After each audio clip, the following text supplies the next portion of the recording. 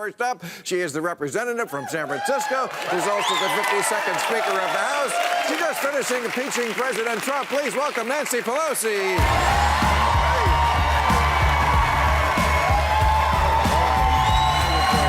Thank you so much for doing this, Nancy Pelosi.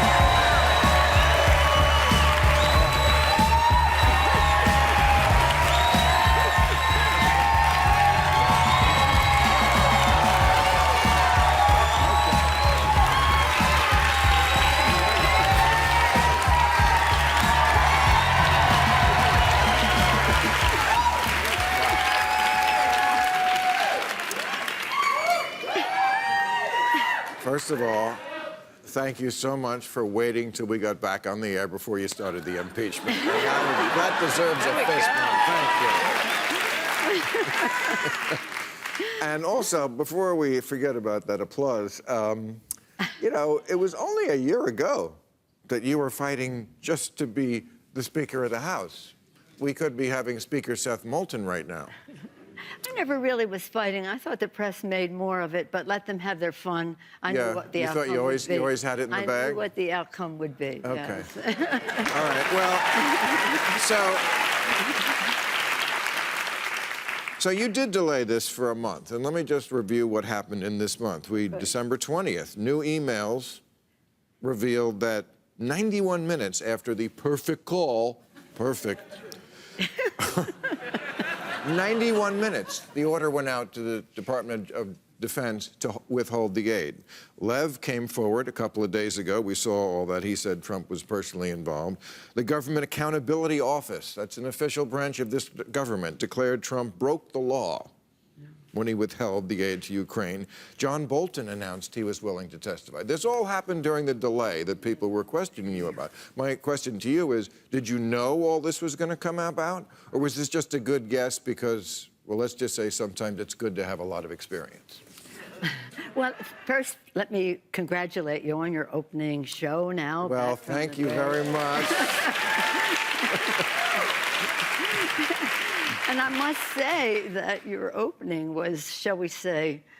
Risque? No, it was not. Oh. Not so much. Well, I'm sorry I disappointed you. I'll try to work in some profanity during our interview. I was cleaning it up for you. Oh, good. I appreciate that. Well, no, the fact is that we knew we had a solid case for the impeachment of the president. The facts were clear. The Constitution required it, and we wanted to make our case and go forward, so we put forth the articles of impeachment, in fact, voted them. We knew there was plenty of other, shall we say, information to come forward, but it wasn't necessary to impeach the president.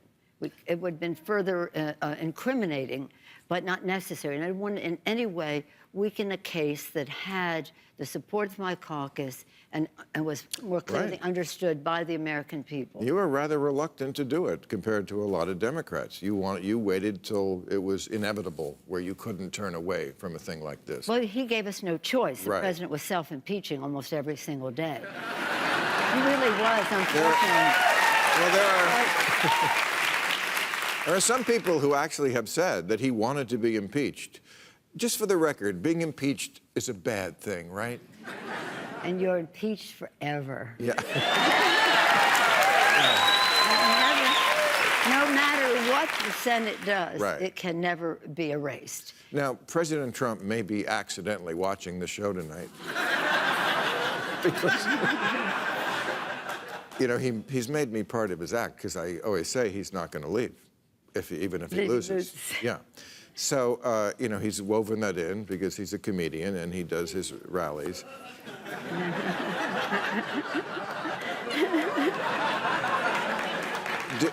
You could talk to him directly because... Right. Well, if I knew that if the president is listening, I would want him to know... Accidentally. Yeah, I want him to know that he is impeached forever, and he is impeached forever because he used the office of president to try to influence a foreign country for his personal and political benefit. In doing so, he undermined our national security. He was disloyal to his oath of office to protect the Constitution, and he placed in jeopardy the integrity of our election. And that, I mean, really, he gave us no choice. Earlier on with some of the charges that came forward, which were violations of the law, I said he's not worth it. But once he crossed that bridge, it wasn't a question of his being worth it. The Constitution was worth it. He had to be impeached.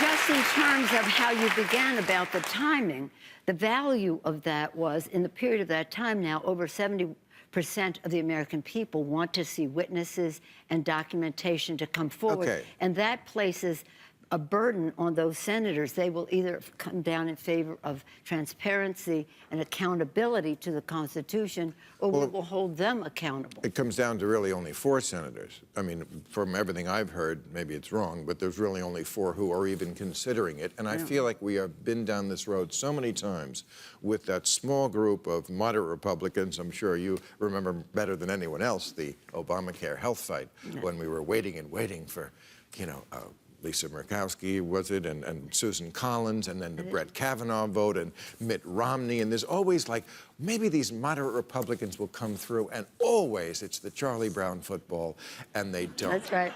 Well, so what is your prediction about whether anyone will come through and we will have witnesses? Well, it's all about public opinion. Lincoln said public sentiment is everything. With it, you can do anything. Without it, practically nothing. And the public sentiment in these states is very clearly in favor of witnesses and documentation. And if those senators don't vote in favor of that, there is a price to pay. Now, if Mitch McConnell doesn't allow them to vote for that, that says something as well. So they're in a very bad place. But the fact is, this is so clear as far as defending the Constitution, honoring the vision of our founders for what that is, the exquisite separation of powers in our Constitution that makes us a republic. I pledge allegiance to the flag and to the republic for which it stands. A republic, that's what we are. That's what he is undermining by saying Article 2 says I can do whatever I want. Well, not just Trump undermining, Mitch McConnell. You know, I mean, you've tiptoed right up to the line of basically calling him un-American and Moscow Midge. Moscow Midge. Yeah. I mean, and you know, in a lot of ways, he's done more damage than Trump has. I mean, I know he's a strict constitutionalist who constantly violates the Constitution, most prominently, of course, by not allowing Merrick Garland, Obama's Supreme Court pick, to even have a hearing. Well, let me just say this, and that is, if they were to write the book, All the President's Men, as they did about the other impeachment, it would be called All the President's Henchmen. The Attorney General of the United States, all of these people surrounding the president. But let's just take this to a patriotic place. It isn't about politics. Right. It isn't about partisanship. It's about patriotism. It's about our Constitution. And we don't want any president, Democratic or Republican, no matter who she or he is, to think that they could get away with this. And he had to be stopped because he's, again, jeopardizing the integrity of the next election by blaming it on the Ukrainians and not giving any accountability to the Russians for what they No, you're a lot more generous of spirit to him than I am. I mean, I've heard you say not to him, but to the Constitution. Well, I've heard you say I don't hate him. Oh, I don't hate anybody. I wouldn't give I know, him that. and I believe you. I can't go there with you. But here's what I have told my audience, and people disagree with this. I've told them, and I think this should be our mantra on the left. You can hate Trump. You can't hate the people who like him. No, I Because that's where we are, too. No, I'm unfriending you. No. That way lies literally terrible. civil war. No, I completely agree with you. Even the people I serve within the Congress, we have very little in common in terms of our issues. But the fact is, I respect the people who sent them to Congress. Of course. And so I afford them the respect that their constituents deserve. You were never a scary radical, but that's how you were portrayed. Yeah, I mean, 137,000 ads describing that way in the 2008. Is that right? 137,000 ads. San Francisco liberal, which I proudly am. Yeah, but that's not a radical. You know. Left wing. What I found disturbing is that very often Democrats did not defend you. Oh, no, kid. You don't worry about that. You don't worry about that. But here's what I do worry about.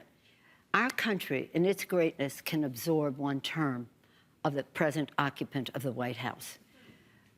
Not 2 terms. Right. What it does to the courts and the rest. So what we have to do from right to left in our own party and beyond our own party is to elect a new president of the United States. Whoever that is, whoever the nominee is, we all must embrace and advance. And I have to say, as I travel the country, I do believe there's plenty of common ground in a mainstream message. Right. That can take us to the Don't you think it White says House. something about the Democratic Party and their inability to win key elections lately, that a lot of your accomplishments, instead of standing shoulder to shoulder with you and saying, this is the person who saved the country, helped Obama from going into a depression by passing the stimulus, and saved the automobile industry, and got Dodd-Frank passed, and got health care, got Obama passed, you know.